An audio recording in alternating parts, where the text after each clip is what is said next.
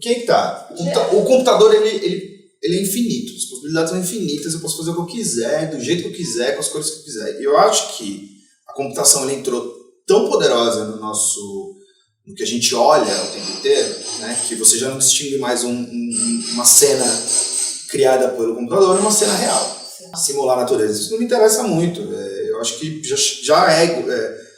a simulação já é perfeita e real. Então eu tento procurar elementos estéticos que são meio que renegados pela estética computacional. Por exemplo, os códigos de computador primários, que nós programadores não digitamos, mas eles vêm escritos dentro da máquina, que são códigos antigos já, produzidos por engenheiros de outras gerações, que vão se passando de geração em geração e vão se modificando, né, que são... Se eu peço para um computador desenhar um cubo, ele desenha de uma forma muito interessante, que já não serve mais, talvez, para a grande indústria da animação, por exemplo. Ele é muito simples, muito primário, Eu gosto desse tipo de situação. Porque a partir desses elementos mais simples, eu tento criar essas várias multiplicações e todas as ferramentas que nós humanos manipulamos com mouse, teclado e olhamos ali, são as ferramentas, são a fase final da computação, né? É aquilo que permite a gente interagir com a máquina. Mas quando você faz um quadrado no Illustrator, toda essa informação ela tem que estar contida em outro lugar para o computador saber desenhar aquele quadrado, né? Ele tem que ter ele tem uma estrutura, uma biblioteca básica dentro dele. O que é um quadrado na cabeça do computador?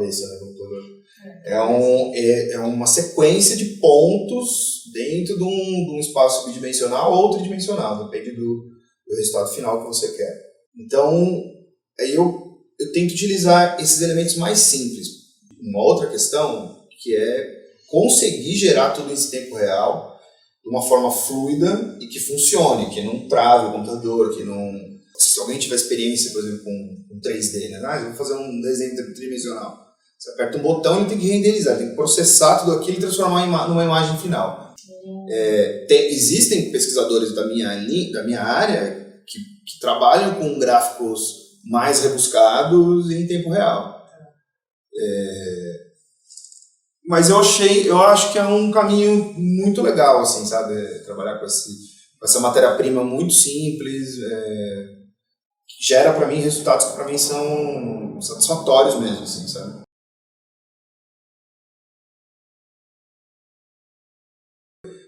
A não ser como registro, né? Mas como peça final de arte, ele não me interessa, porque talvez o ao vivo, que é uma coisa que eu tenho pensado muito, estou tentando entender muito o que é esse ao vivo ou não, mas o ao vivo tem mais a ver com o espaço onde ele é apresentado e as condições que aquilo é colocado. A acústica, a atenção do espectador, a escuridão da sala, por exemplo, a experiência o Equações de maneira específica, ele é um trabalho extremamente estroboscópico, ele pisca demais e as frequências sonoras são muito poderosas, assim.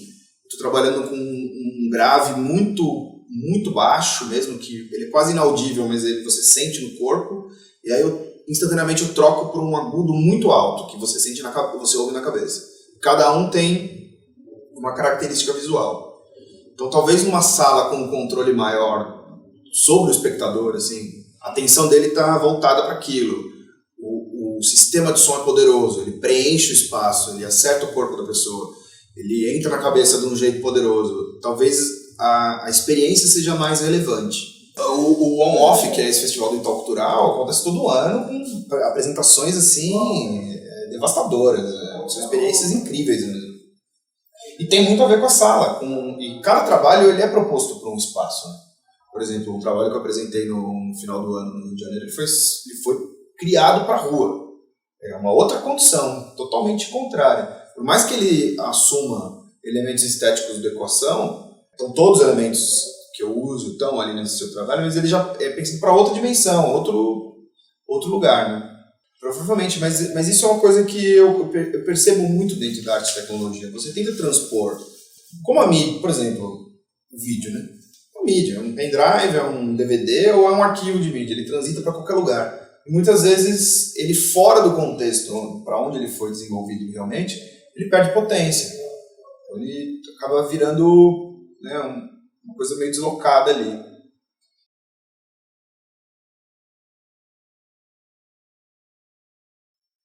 Eu acho que é 50% e 50%, se fosse para dar um número. Eu controlo certos aspectos, outros eu não controlo. Mas quando a coisa começa a fugir muito do controle, eu posso intervir. Mudando parâmetros dentro dos códigos, eu consigo intervir e trazer de novo para um controle, se for o caso. Eu a princípio, vou deixar fugir do controle até não dar pau. Quando estiver funcionando, para mim tá bom. No Equações é interessante porque eu basicamente manipulo o som. Eu não manipulo mais as imagens. As imagens, o programa que eu criei que está cuidando. Uhum. Eu só troco as cenas, eu vou trocando as cenas cada tipo de cena que acontece ali e vou criando as camadas sonoras em tempo real. Em torno de 20-30% do som ele é pré-gravado e o resto ele é criado ao vivo, manipulando vários parâmetros de síntese sonora aí. Talvez o jeito que eu criei o Equações seja até um processo mais técnico do que artístico, porque no fundo eu elenquei elementos que eu queria que estão dentro da minha pesquisa, esses elementos, as primitivas mesmo, a linha, o cubo, o retângulo, o quadrado, os elementos mais... Eu elenquei vários elementos muito simples, criei uma série de interações entre eles. O que acontece se eu repetir uma linha 1000 vezes?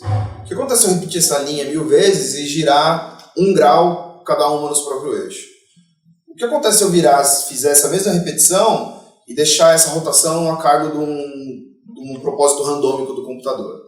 Então, são experiências infinitas, né? Dá pra gente ficar só nesse tipo de experiência uma eternidade.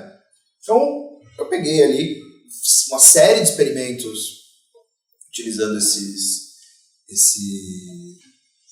esses padrões, né, de repetição. Quase tudo ali é repetição de um elemento em vários elementos. E capturei ali alguns que eu achei mais interessantes. Como o Equações foi feito para uma sala de teatro, eu tenho que pensar na sala. Não adianta eu ficar olhando no meu monitor ali, que não... Então eu tenho que entender o que está acontecendo no monitor e o que aquilo vai refletir dentro da sala onde eu vou apresentar. Então, por exemplo, na hora que o meu monitor está preto, eu sei, a sala está totalmente no escuro, é breu. Quando o meu monitor está branco, eu sei que eu acendi completamente a sala. Porque uma tela de 6 metros de projeção com um projetor de 15.000 lumens, ela acende completamente a sala. Então, acho que o harmônico é nisso. Como eu vou iluminar, porque eu não penso mais só como imagem, eu penso como luz. Eu sei que aquilo está iluminando e uma sala totalmente escura, não existe mais ninguém do meu lado. Uma sala acesa, as pessoas começam a ter gente do meu lado. Então, tem essa relação também, não só da imagem, mas como essa imagem reflete no espaço todo e cria esse espaço de iluminação. E eu ajusto, né, para cada sala que ela foi... Aí também, de novo, a necessidade do ao vivo, porque eu tenho que ajustar antes o jeito da imagem. Está muito clara, está muito escura, está muito pequena, está muito grande. São as horas que eu vejo, porque daí antes de abrir a sala, eu ligo alguma cena, sento, assisto, vejo se está bom. Vou aumentar, vou diminuir, vou preencher mais, vou preencher menos. Eu dou uma diagramada, vamos dizer assim, antes, né?